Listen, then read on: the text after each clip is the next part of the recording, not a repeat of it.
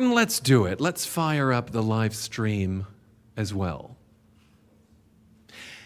Hi to the live stream if you're joining us on Colorado Public Radio's YouTube page. And welcome to those of you here at the Denver Botanic Gardens in this stunning auditorium. I'm Ryan Warner, the senior host of Colorado Matters on Colorado Public Radio. And this is Turn the Page.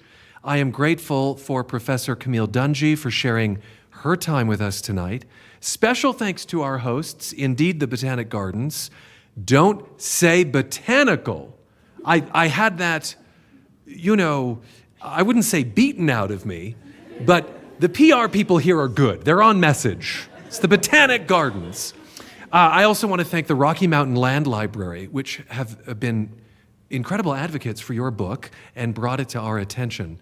We are about to record a radio show. You may witness some sausage making, some stops and starts and retakes. I'm going to spend about 40 minutes chatting with Camille one-on-one. That's in part because I assume that a lot of the people who listen to this on Colorado Matters may not have read the book. It will be establishing. And then I will open the discussion up to you. Here's how to submit a question. On your smartphone, you will go to cpr.org/TTP for Turn the Page. cpr.org/TTP. We'd like your first and last name, we'd like the city where you live, and your question.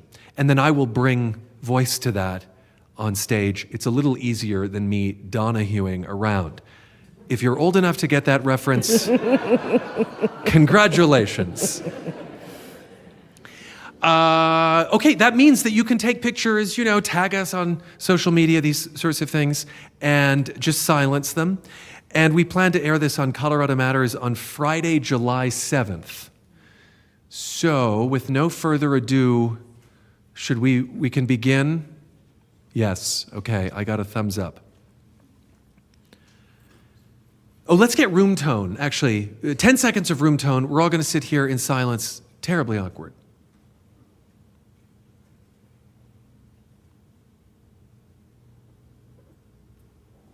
That feels like enough.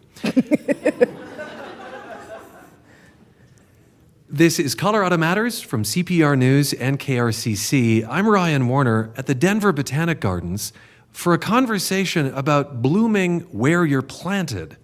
Writer and Professor Camille T. Dungy has written Soil, the story of a Black mother's garden. It is about how her garden in Fort Collins became her world when the pandemic forced us to stay home. As she tends to her hollyhocks and yellow columbine, she must also tend to her own mental health and her family's as learning goes remote, as wildfires rage nearby, and as police claim the lives of George Floyd and Breonna Taylor. We chose Soil for Turn the Page, where we read together. You will know it is time to turn the page when you hear the chimes ring like this. And let's welcome Camille Dungy to the stage here at Botanic Gardens. Thank you.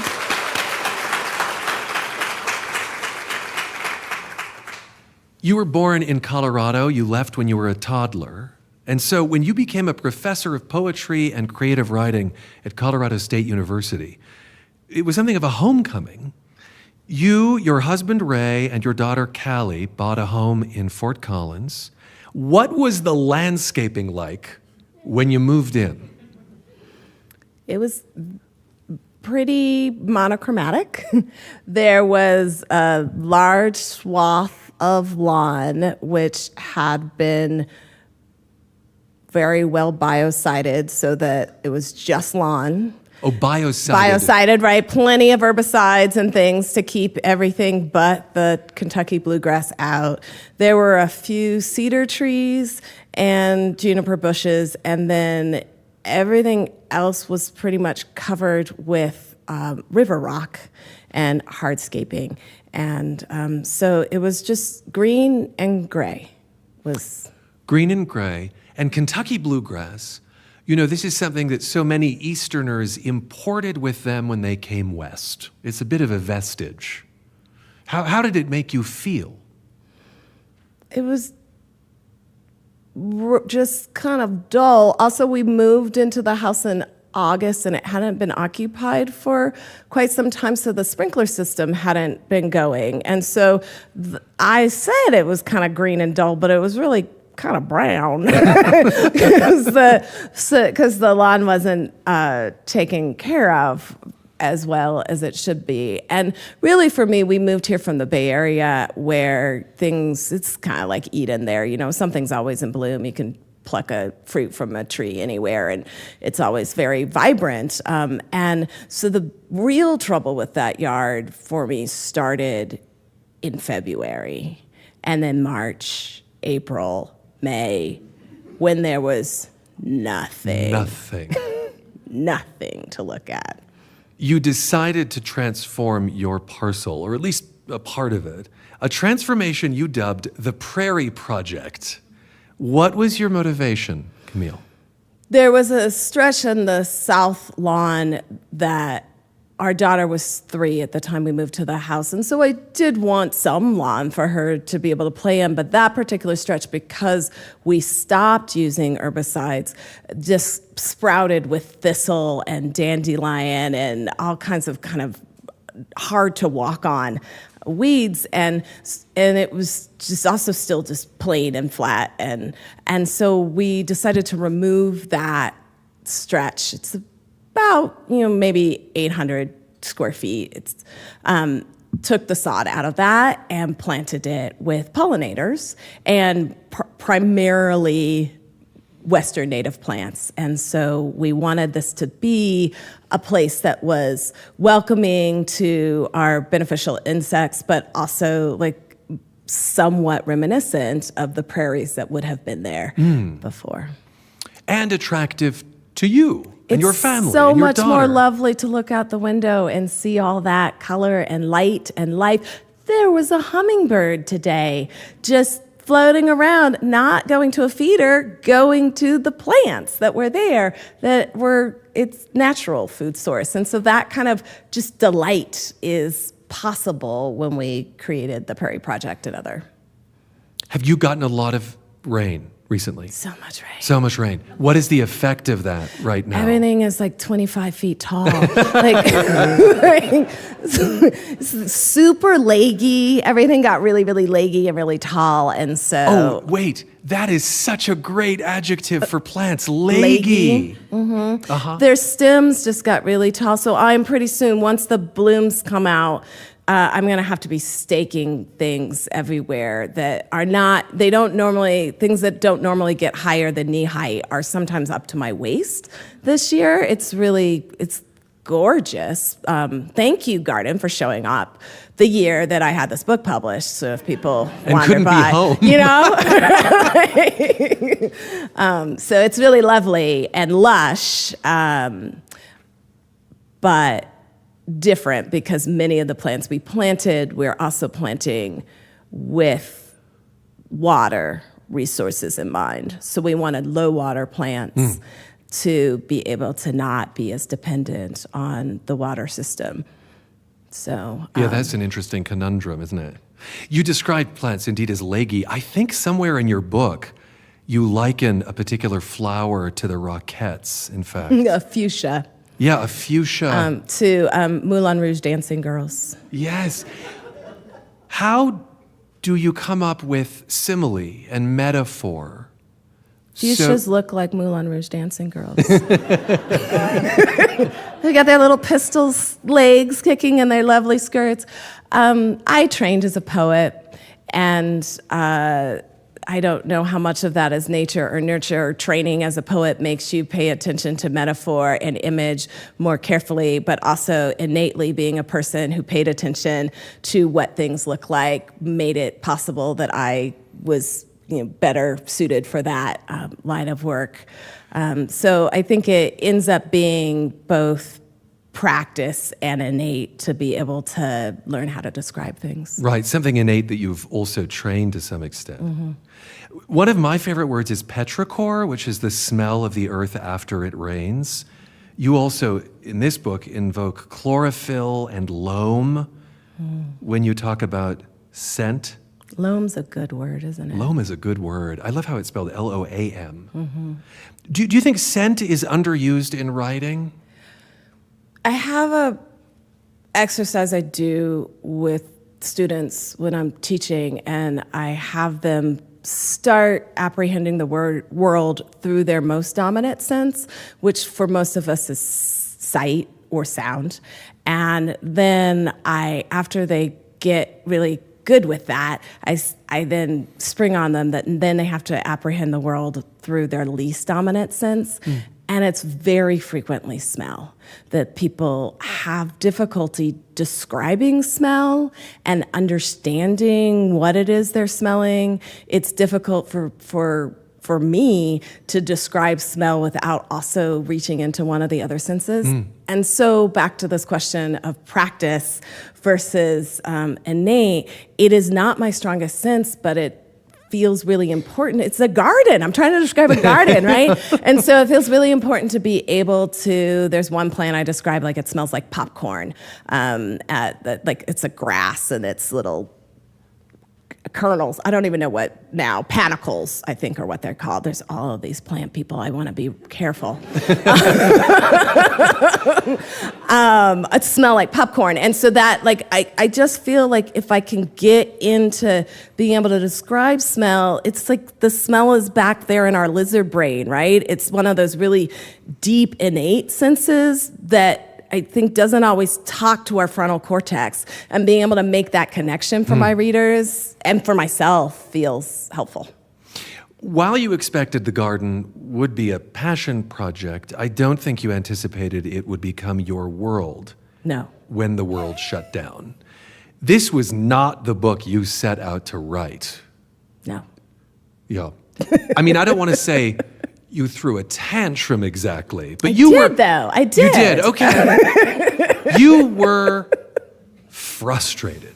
You'd gotten this huge grant to take some time off from the slog of teaching and write.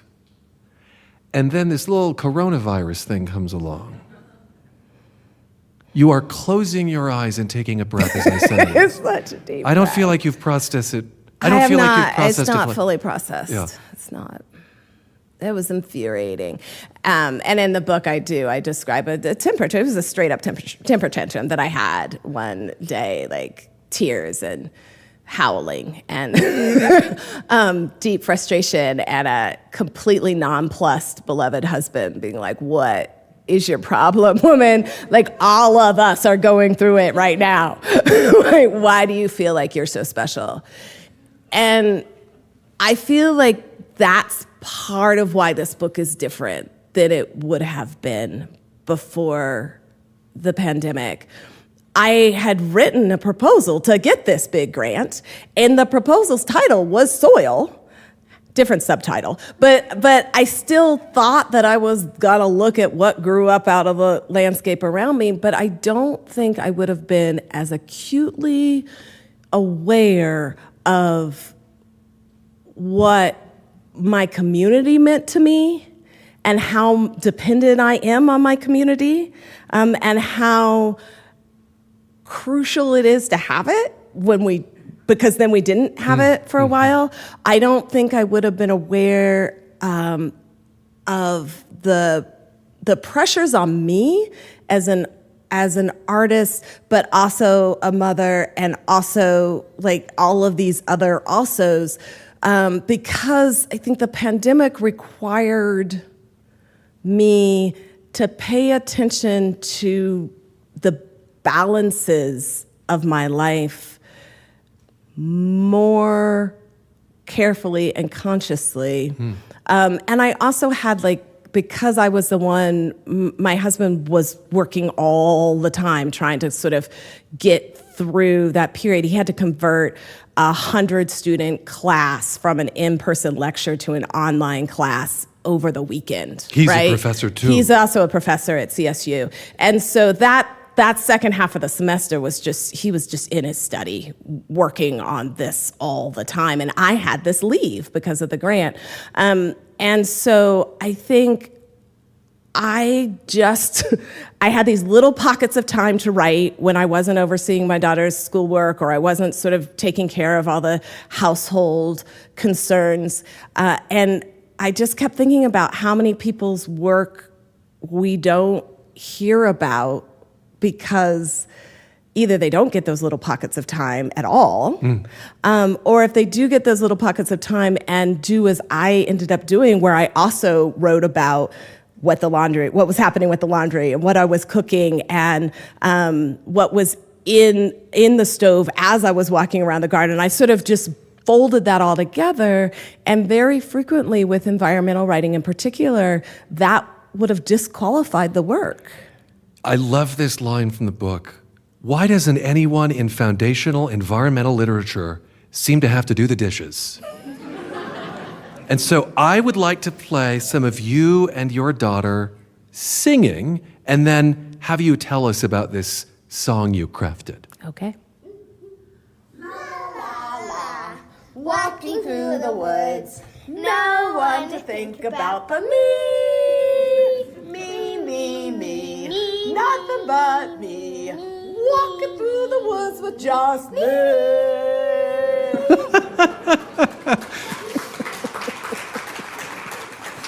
What is this song about? The night we first co-wrote that beautiful tune, I had been listening to an audiobook, and it made me very angry, and I was setting the table for dinner, and I slammed the dishes down on the table, and Kelly was like, "What is happening?" And I was like, I don't understand why there are no people in the worlds of these environmental writers, why they erase everybody around them, and it infuriated me. Oh, like Walden. Yes and no. Like, I actually feel like Thoreau might be a difference, because he actually does write about people, but the mythology around Walden erases all the people. But I think when I'm writing, I talk about Pilgrim at Tinker Creek by Annie Dillard, who just goes out to her house with the lights in it or whatever, she just writes all by herself. There's like hardly any people, hardly any world. Edward Abbey, who was often like hanging out with his family, but you never hear about them in Desert Solitaire. Right? It is in the name. Yeah. Like, why is this, like, what is happening with this erasure of people's families, their lives, the sort of domestic part of the world? Why does that have to happen? And so fast forward, the pandemic has started. I'm sitting at the kitchen table trying to get my daughter to like do her New Mexico, Utah territory worksheet. She did not want to do. And we had like, she's fourth grade, and we just like have that tussle that like only a 48-year-old mother and her 9-year-old daughter could have, right? And I calmed down and asked her if she knew why I was frustrated. And she actually said, because you're supposed to be writing your book, but you have to be homeschooling me instead. Oh. And yeah. Right? Like, yes, and also that's not your fault. And also, what does this mean? And also, what does it mean that I feel like my book is compromised if I want to be writing about my family and if I want to be thinking about my community? Why do I think that I can't be writing this environmentally engaged book also? Remember that song we made, right? And then we just sang the song together and everything was good. And it also helped me, it just was like this huge reset that helped me realize like I needed to write a book that included my family and my community and my people, even as I was writing about the greater than human world and all of the glory that was there. That's, to me, the only way we're gonna survive is if we really honestly figure out how to integrate the realities of our daily lives with the sort of grandeur of the world. Right, it's like Bryce Canyon and the dishes. They can happen at the same time. Uh-huh. And they do for most of us, right? Yeah. They do for most of us, that most of us don't get the liberty to just John Muir ourselves out into the middle of the Sierra for a couple of months, right? Like most of us have families, children, elder care, jobs, like things to think about. And how can we write that into our manifestos? I love that you turned John Muir into a verb, by the way. That's wonderful. This country's horticultural history, its agricultural history, is rooted in slavery. Is gardening an act of defiance? Is it taking something back? I think there is definitely something to me about the empowerment of getting to choose what I want to plant, where I want to plant it, and how, and getting to fail, right? Because so much about gardening, for me, maybe not for y'all out there, but for me, a lot of gardening is failure. That I picked the wrong light angle for that particular plant, or hail. Hail just comes and you've like nursed these tomato seedlings since January and they're perfect and they're weathered and they're ready to go out there in the world, and that day it hails. Not speaking from personal experience or anything. And to be able to like, okay, well now I'll just go to the nursery and buy some more tomato plants, right? And nobody is counting on me to do this. Nobody's going to punish me for not doing it the way they expect it. Nobody is expecting the fruits of my labor for themselves without my being able to enjoy them and appreciate it. So all of that freedom to choose and move forward, I am very aware of at all times when I'm out there. You credit online forums of Black gardeners with some of your horticultural success, and you did notice in those forums, sausage making. And you did notice in those forums fear, particularly of making mistakes. Mm-hmm. I think I hear you saying that, and I've heard this from people of color often, that there is a perfectionism, a feeling that they have to excel, that they have to always do well, that they put that kind of pressure on themselves because that pressure is put on them by society. Am I giving voice to that? Is that right? That feels accurate, yes. Okay. Did you deal with that perfectionism yourself? Did you have to get past the idea that something might die? I'm going to turn the question a little bit and just point out the fact that we are a Black family in northern Colorado, which puts us at a very small percentage of the population. And we live in an HOA that when we moved into the HOA, there were rules about what you could and couldn't have in your yard. And my little fanciful shifts of creating these wildflower patches in the yard were essentially against those rules and expectations. And definitely my desire to leave up the brown stalks through the winter to give forage for birds and shelter for beneficial insects and such, that is definitely not part of that having an attractive yard in that kind of aesthetic. As a Black family, there's just so many examples of unwelcome, of deeded exclusion in HOA communities, et cetera, for people of color.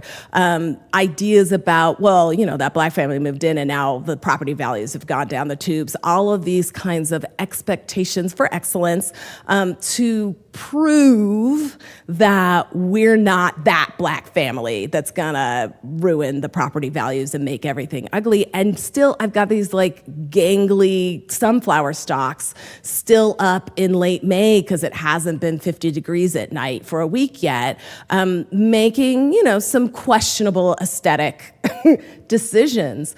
That is tricky sometimes to navigate this sense that a perceived failure in the garden, not even just the actual tomato plant, but a perceived failure because what I'm doing is against a certain aesthetic mode, and who I am physically in my body in the space is also against a certain aesthetic mode. Those clash then and take sometimes some grit and determination to decide to continue to do this work because it is more important to the larger environmental question and the sort of greater than human community that those sunflower stalks stay up than my personal fear of being judged as a black person with an unruly yard. Were you ever reported? I was reported for leaving my compost bin, the green bin, out for too long on the side of the house where it could be seen. Yes. Huh. During the pandemic, you watch your daughter's resilience grow and, quote, her imagination alongside it. She learned new ways to keep her mind busy, new ways to make herself smile. But after police killed Breonna Taylor in Kentucky, Callie would suddenly start hyperventilating. She worried police would kill her, you write. How do you, as a mother, help manage a fear like that? That is a daily question. And I think the answer to the question changes daily. For us, for my husband Ray and me, I think one of the keys is trying to be open and honest and hear the fears. Let her articulate the fears because they are completely justifiable. I remember early in this book tour, I read from that passage in a public live streamed reading, and my father at family dinner that week said, Callie, how do you feel about your mother writing about you and reading these sections in public? And Callie's isn't everybody anxious? If you're not anxious right now, you're not paying attention. And so part of it is allowing her to say, this makes me anxious, this makes me afraid, and saying, this is fearsome making, that makes sense, and letting that truth live. And then part of it is demonstrating the places of shelter and safety and rejuvenation and care that are available to her as well, so that you can have that fear and you also have places to go. Can you name one of those? My garden. Aha! Way to stay on theme, Camille Dungy. Thank you. Way to stay on theme. Your tie to Colorado State University is generational. Mm-hmm. I'd like you to tell us about your great uncle Hugh. This is my maternal grandfather's brother, and he, in the 1950s, attended summer classes for a master's degree in agriculture at Colorado State University, because during the Jim Crow era, and when Black people from southern states wanted to earn higher degrees, they were not allowed to go to the state schools in Mississippi, Alabama, Louisiana. But because of the separate but equal clause, there was this weird loophole where those states would pay for these black people to go to universities outside of their state. So they would pay for people to go to the University of Iowa, Colorado State University. My own grandfather went to England to get a graduate degree. Like, they would just, like, these people who believed in education and wanted these opportunities for themselves figured out a way, but had to do so far from home. And so Uncle Hugh was in the summers in Fort Collins doing his education. Do you imagine him sometimes? I do. It has been very difficult to find records of him here because the students who attended in the summers don't really appear in the records on campus. So it really has to be an imagining. I'll turn things to audience questions in a moment. If you'd like to ask a question, you can go to cpr.org/TTP and enter your first and last name, the city where you live, and your question. And I'll get to those in just a few minutes. A few more questions from me, and then we'll open it up. I look forward to reading your questions. I learned something more about Colorado history thanks to a passage in Soil. So I'd like to have you read it for us. Okay. I can do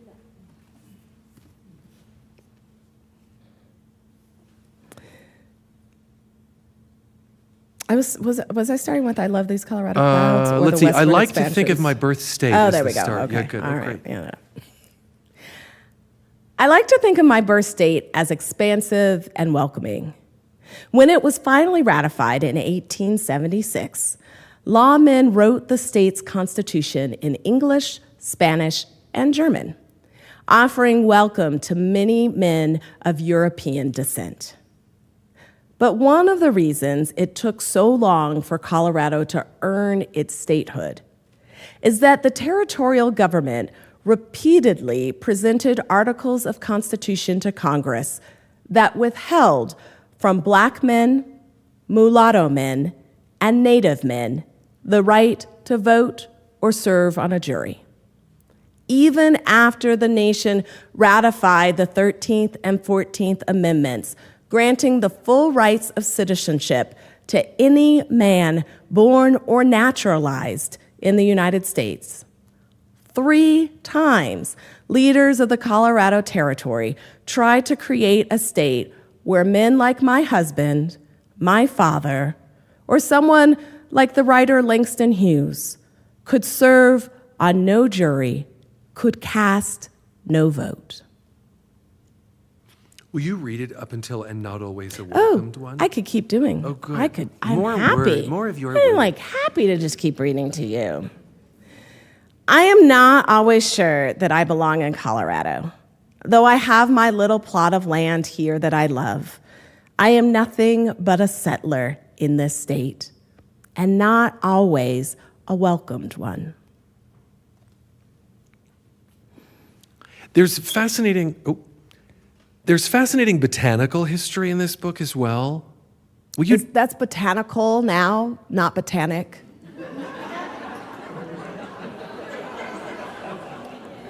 I don't know.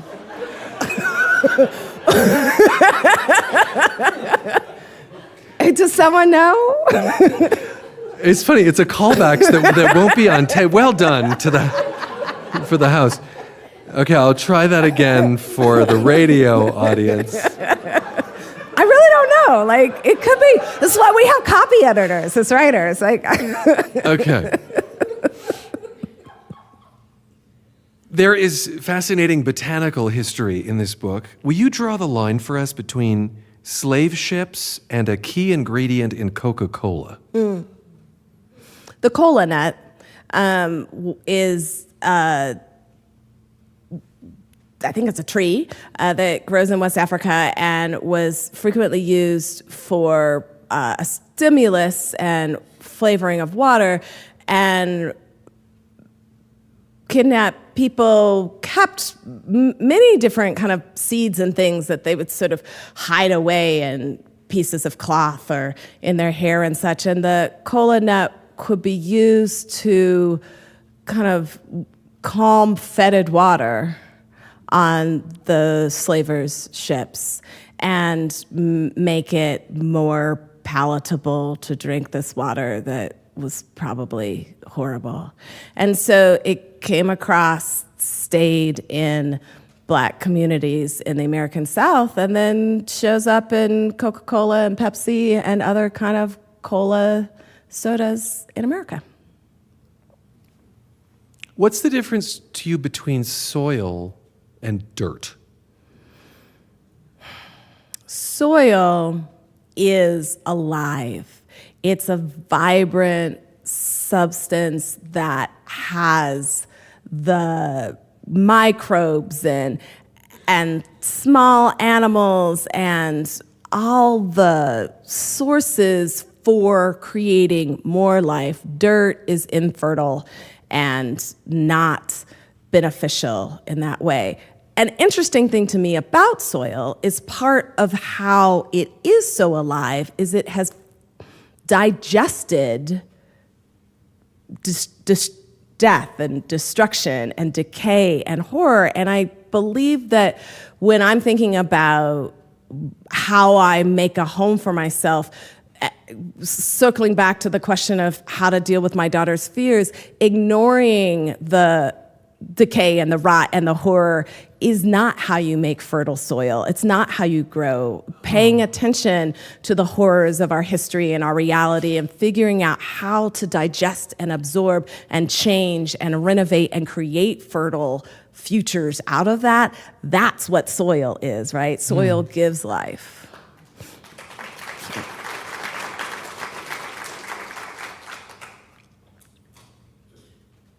Jane England in Boulder asks, what was your original book supposed to be about?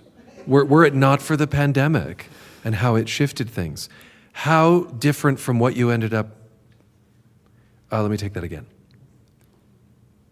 Supposed to be about, had it not been for the pandemic shifting things? I believe it would have been a lot more sterile. It would not have had as much of my family in it. You wouldn't have gotten that song. And I think some of the ways that I ended up diving into history of the place of Northern Colorado and kind of natural history information about some of the people who really helped to shape this landscape. I think some of that wouldn't have happened because I just wouldn't have been sitting still in the same way to notice the same kinds of things. Kimberly Cronwall in Denver asks, what has been your newest favorite garden plant and why? Well, the newest is an interesting question because I have a go-to answer for this, but it's not blooming yet. So my typical favorite plant right in the garden is this one called the Nettles Larkspur, which is just this weed. It's officially like in the weeds of the West. It's classified that way, but it's just so lovely and delicate and resilient. It just keeps coming back in this delightful way. This summer, though, I think we're officially in summer now. It was with all that rain, like the summer start felt really delayed. But this year, the evening primrose it's been in for 3 years now, and it's like taken hold, and it is just robust and lovely and blossoming all the time. And it's great in the evenings when we're out eating outside because it attracts all these things later because it's evening primrose. So right now, my new favorite, in answer to your question, is the evening primrose. Jennifer Garfine in Denver, referring to your reading earlier, asks, do you feel there is any place in the United States where you would feel fully welcomed? No. No is the quick answer, but the more complicated answer is every place where I go in the United States, there is the potential for welcome with the right people and the right kinds of openness of humanity. I have found welcome everywhere I've gone also.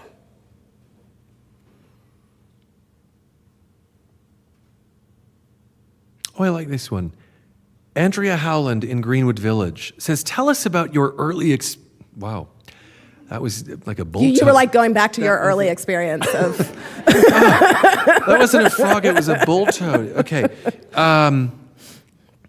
Andrea Howland in Greenwood Village says, tell us about your early experiences with nature and how and when gardening became important to you. Mm-hmm.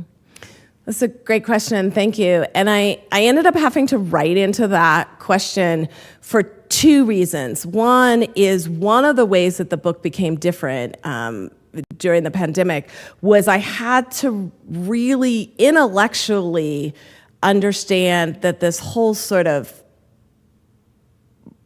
concept of an individual genius is bunk, and it's not true. Like, nobody who we consider to be a genius does it by themselves. They all have this sort of incredible net of support and also history that they're drawing on. And so in resisting the idea of individual genius, had to bring my net into the book and also really talk about the traditions I was building from.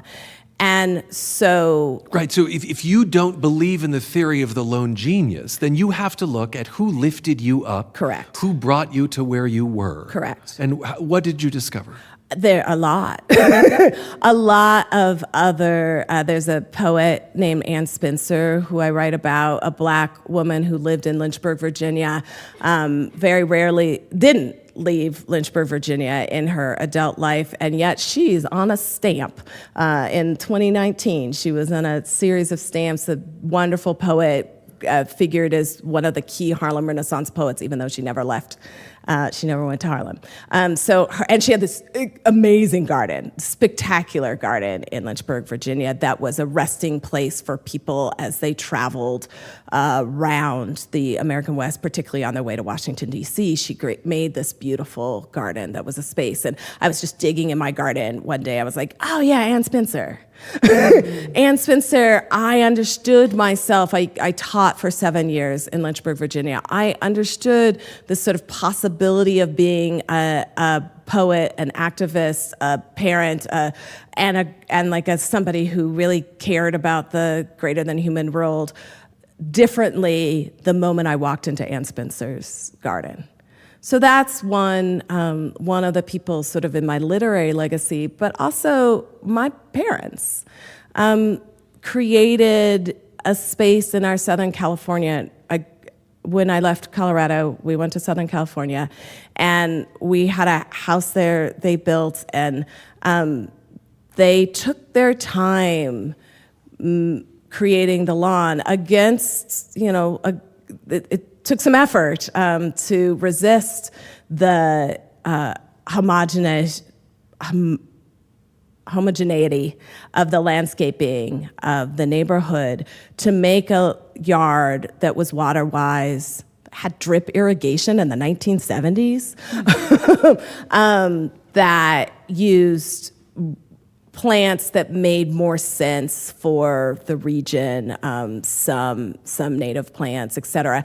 And so that, I think had just always been something that had been given a priority value in my life. And did writing the book bring those memories up? And maybe images you had forgotten or buried, or writing the book made me think about these questions and write into them. It caused me sometimes to ask my parents to clarify memories that I had, that my memories were flawed or incomplete. I mean, they're often memories from when I was like 4 or 5 years old, so obviously flawed or incomplete. And so I would ask for follow-up information that I don't think I might have done if I weren't writing the book. And sometimes it was a matter of writing the book that made that make me want to do that. And sometimes it was actually working in the garden that I would sort of put in some particular plant that would remind me of something that would then create that link for me. A sense memory. I That's think so. lovely. Nicole Duncan in Denver says, as a little black girl, I grew up believing gardens and plants were for white people. Now I have my own garden here in Denver. What's been the most common response, Nicole asks, that you've gotten from the black community with your book? Thank you.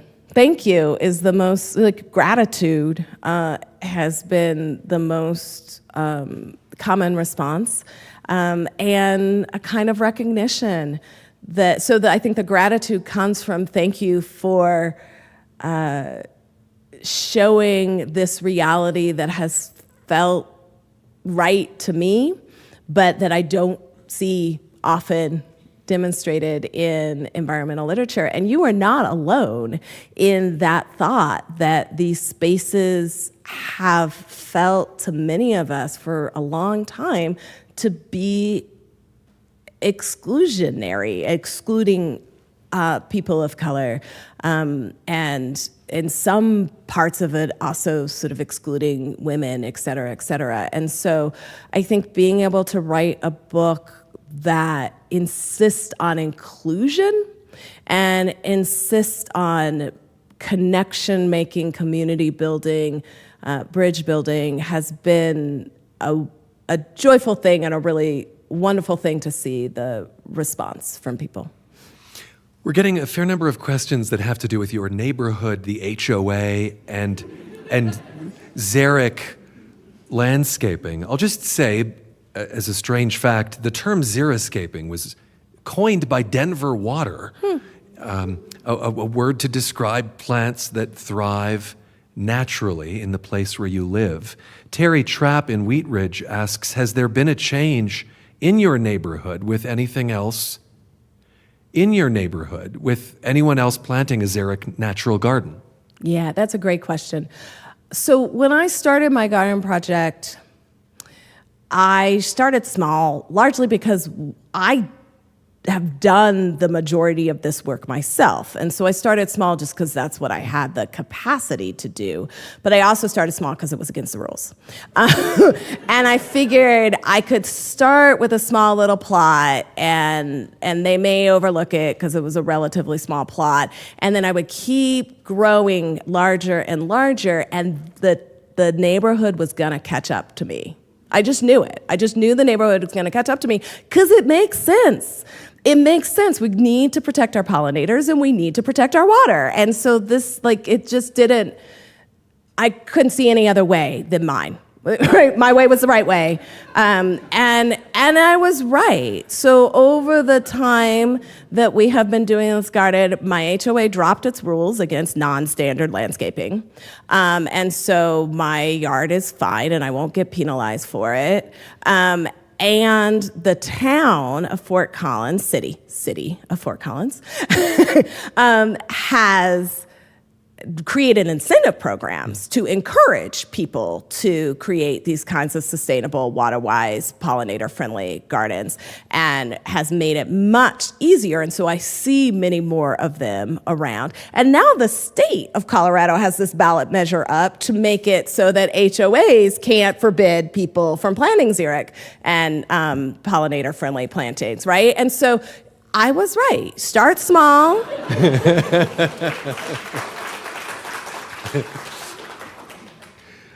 I love this line from the book. You say, living through perpetual drought has made me a bummer of a mother.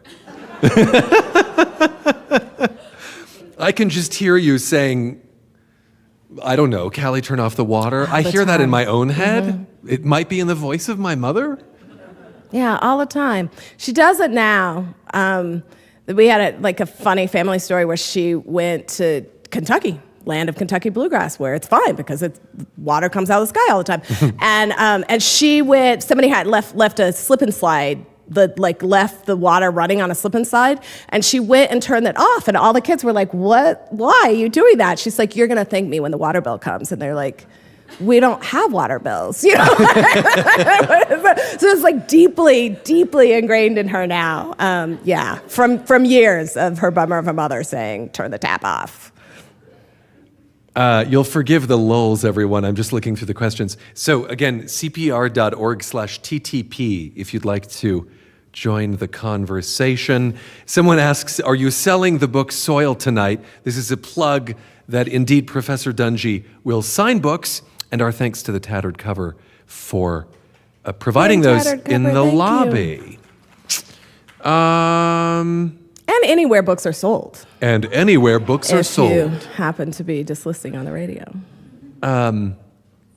Helen Thorpe in Denver asks, can you describe your writing practice and your writing community?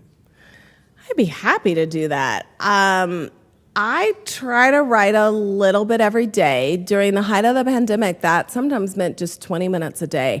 I had what I call my 20-20-20s, where I just had to write for 20 minutes a day. I would just scrape it out somewhere in the middle of all that laundry. So much laundry in those early pandemic years. I don't know why. Well, there was that moment where we thought, what if it gets on our clothes? You know? Right. Or our right. groceries. You're right. And, That was why. Okay, thank you. You named Sure. it. Okay. And so I try to do that. And when I'm doing those, if they're very short like that, it's really about capturing the most salient details of that day, which is part of why there's a lot of dialogue in the book. And if there's dialogue in the book, it's dialogue that I recorded when it happened because it felt relevant to something. And often that kind of writing just means I'm just collecting a lot of material and eventually I'll figure out what it is. So towards the middle of the summer, I joined Jamie Attenberg has a program that she calls 1,000 Words of Summer, and I wrote 1,000 words a day to try and up that. And then eventually I've got to put all that together, and that's actually the hard part. Those writing bursts are not as difficult as the revision and organization. So I actually I had 9 major revisions of this book. 4 of which included actually retyping the entire manuscript. Whoa. Because the changes would have been so major in terms of changing the entire tense structure or changing the order so drastically. Or there was a time in the early part of the writing of the book where I think I was being very defensive about assuming that people wouldn't agree with me, that there is no such thing as an individual genius, or that, some of these things that I say that feel sometimes to be a little bit revolutionary compared to what the canon suggests is true. And so I was defensive, assuming that people would throw my book across the room and be like, she's wrong. And I had to realize that, if you've picked up the book, you're probably, you're not going to throw the book across the room. If you've picked up the book, I had to trust that you wanted to care about me, that you wanted to be that welcome that I'm seeking, and I had to write it into love and to hope and to trust. And that was one of those that required an entire retyping because it meant that I had to change sentence structure, but also change ideation. And that's not just a cut and paste. And so that's a harder kind of part of the writing for me, but so important. What about your community? Oh, in my community. Yeah, which I imagine Right. in the isolation, the relative isolation of the pandemic would have been important. Yeah, but my writing community was huge. You get partially in the book, you hear about a text thread that I'm on still. We still have this text thread, and I just include chunks of the text thread sometimes because it's these other two women who are also writers and brilliant people, and we kind of push each other and build each other up, and their ideas in their voices feel important to have in the book. And so that kind of community is really important to have for me and to represent. And then I have a writing group that I'm in, and they were really wonderful about reading the work and pushing me. And then towards later in the process, I got my editor who challenged me always. My husband is laughing because those challenges were sometimes not so lovely. It's funny. When you said you had 9 revisions, Yeah. I think back to your tantrum. That's when mine would have come. Like revision 4, I might have been in tantrum. Right. Yeah. This book feels really important to me, and I wanted to get it right.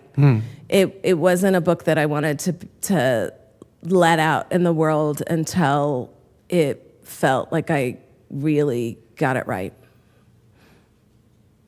And I trust that now. I read the audiobook. I narrate the audiobook, and so I had to read my whole book out loud in a sound studio for a variety of out of our control reasons. The recording session shrunk from 8 days to 4. So I had to do the entire, by the end, my voice, I sound like I went to my mother's birthday party after like the 3rd night of recording, and I told them, oh, I'm gonna go to my mom's birthday party, I'm gonna have a martini, because I feel like I need it. And I came into the studio, I was like, I know I sound like I had 6 martinis and a cigar. My voice was just like so ragged in the middle of the morning. But all that is to say that reading the book out loud in front of a microphone, in front of the whole recording crew, I still liked it. So that, those 9 revisions are worth it. Let's see. We're going to take one more listener question, and then I'm going to wrap up with poetry, just because of your life as a poet as well. Molly Middleton in Denver weaves a bit of a comparison with her question. You talk about defying the homogeneity of HOA rules in growing your garden.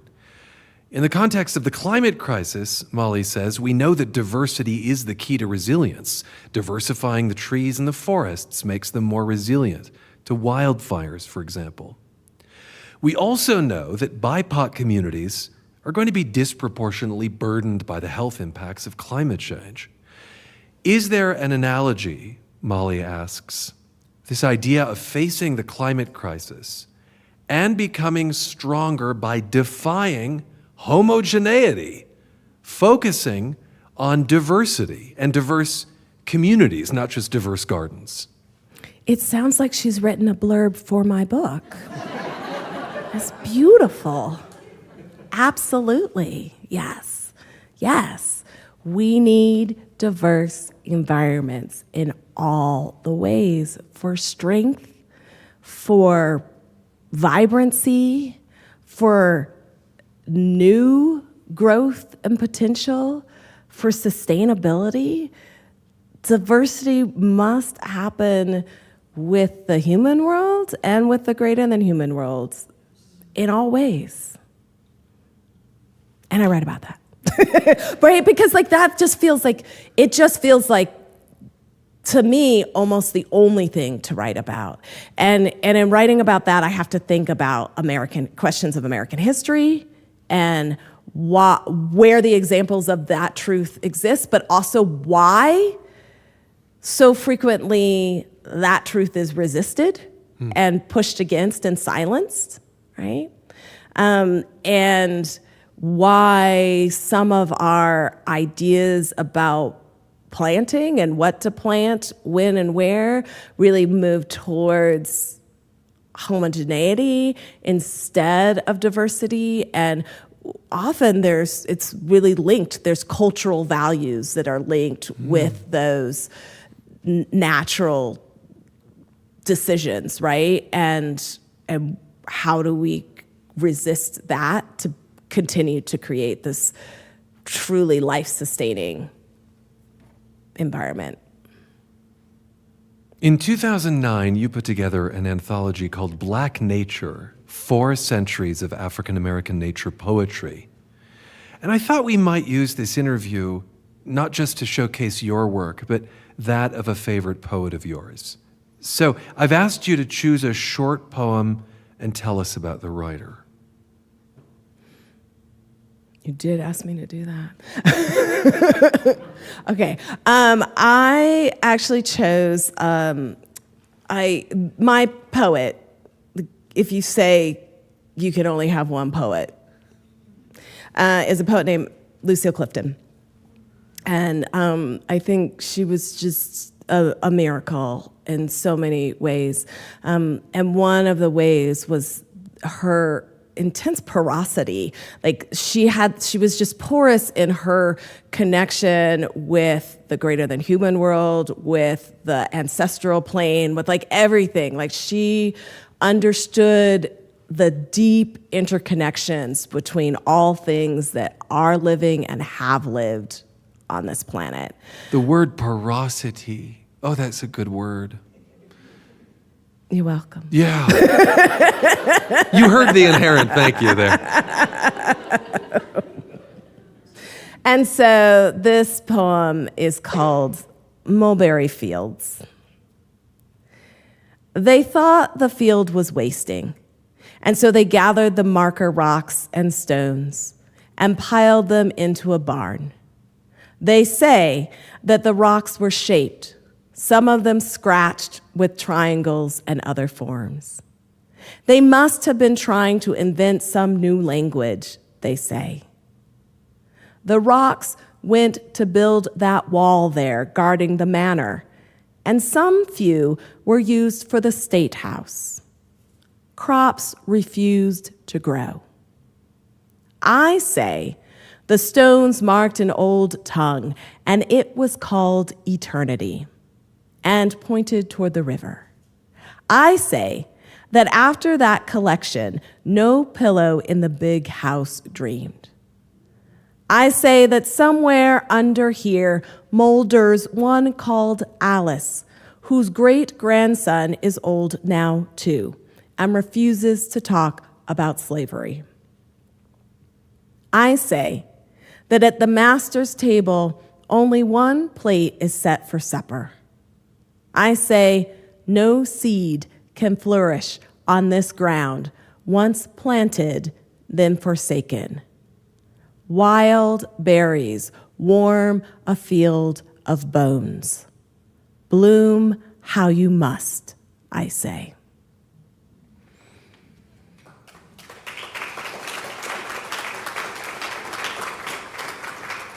I use that last line, bloom how you must, I say, as the epigraph for soil if I were ever to get a tattoo, which I am not ever to do. But were I to, it would be those words, bloom how you must, I say.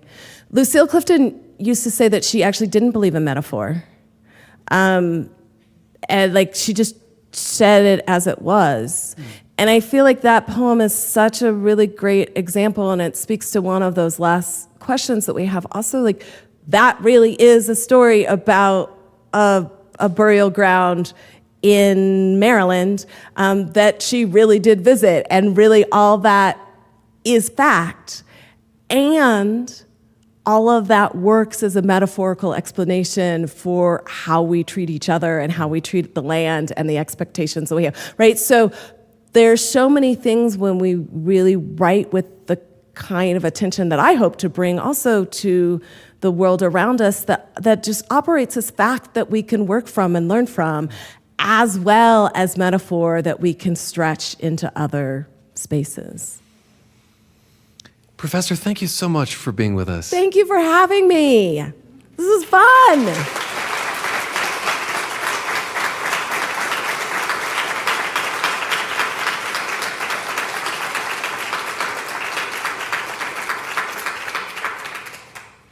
Well done. Yay. Oh my gosh. We could have gone on for Hooray, hours studio and hours. audience. Thank you. All right, you're headed to the lobby. Buy her books. Lots of books. Yeah. Thanks so much. Thank you. Thank you so much. Those were great questions. Yes, and what did I say? This is airing July 7th on Colorado Matters. Okay. All right. All right. Thank you.